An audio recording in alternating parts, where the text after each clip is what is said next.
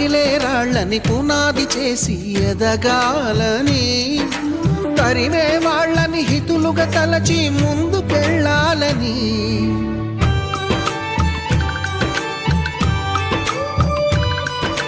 కన్నుల నీటిని కలల సాగుకై వాడుకోవాలని, కాల్చే నిప్పుని ప్రమిదగా మలచి కాంతి పంచాలని, గుండెతో ధైర్యం చెప్పెను, చూపుతో మార్గం చెప్పెను, అడుగుతో గమ్యం చెప్పెను. నేనున్నానని నీకేం కాదని, నిన్నటి రాతని మార్చేస్తానని.